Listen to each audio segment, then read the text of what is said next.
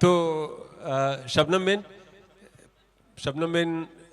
કચ્છમાં મુન્દ્રાથી આવ્યા છે અને મુન્દ્રામાં આપણો આમ તો ખૂણો કહેવાય ગુજરાતનો, અને ખૂણામાં રહીને કાવ્ય સાધના તમે કરતા હતા શબનમબેન. તો કઈ રીતે તમે મુખ્ય ધારામાં ગુજરાતભરના આવે તો મોટા મોટા મુશાયરામાં તમે ભાગ લો છો, પણ એ પહેલી કોઈ ઘટના કેવી હતી કે જ્યારે, અને કઈ રચનાથી તમે પ્રસિદ્ધ થયા એની વાત કરો. સર્વેને પહેલે તો નમસ્કાર. સરસ એક ઘટના બની સર. ખલીલ સાહેબે એક કાર્યક્રમનું આયોજન કરેલું બરોડા મુકાવે, જેમાં 5 આપણા ગુજરાતના સિદ્ધહસ્ત સાહિત્યકારો, ગઝલકારો અને 8 નવા કવિઓને એમણે આમંત્રિત કરેલા. ગઝલ વિશેની ચર્ચા ને એ રીતની કાર્યક્રમ હતો.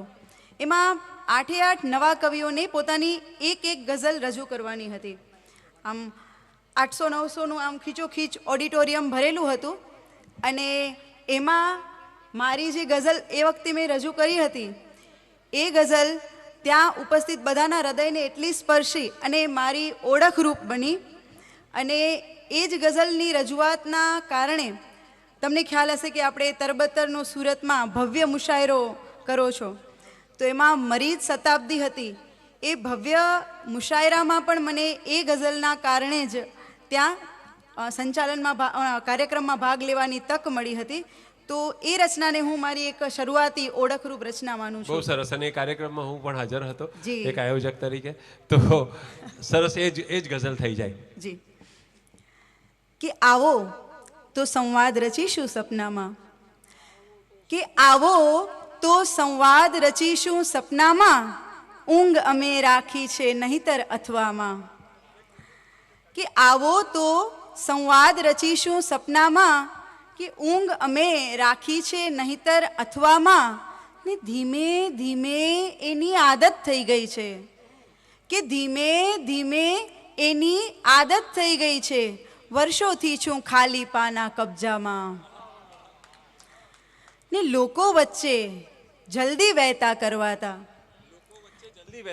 કે લોકો વચ્ચે જલ્દી વહેતા કરવાતા, તેથી સત્યો ફરતા કીધા અફવામાં. કે લોકો વચ્ચે જલ્દી વહેતા કરવાતા, તેથી સત્યો વહેતા કીધા અફવામાં. કૂપણ ફૂટું ફૂટું થાતી જોઈને, કૂપણ ફૂટું ફૂટું થાતી જોઈને, પીળા પાને વાર ન કીધી ખરવામાં.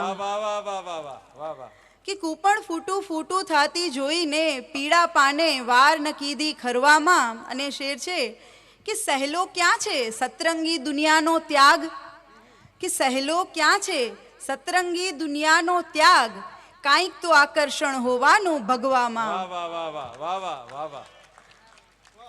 ને એની સામે કાયમ સાચું રહેવું છે, એની સામે કાયમ સાચું રહેવું છે, દુનિયા સામે છોને દંભી પડદામાં. કે આવો તો સંવાદ રચીશું સપનામાં. પીળું પાનવાળું ફરી બોલો ને. કે કૂપણ ફૂટું ફૂટું થાતી જોઈને, પીળા પાને વાર ન કીધી ખરવામાં. ક્યા વાત. Thank you. એટલે શબનમબેનનો ઈશારો એમ હતો કે અમારા જેવા યુવાન કવિઓ આવી ગયા છે, તો તમે અને કૃષ્ણભાઈ જેવા પીળા પાન હવે મંચ પરથી ખરી જાવ તો વધારે સારું છે. વાંધો નહીં, નોંધ લીધી એની નોંધ.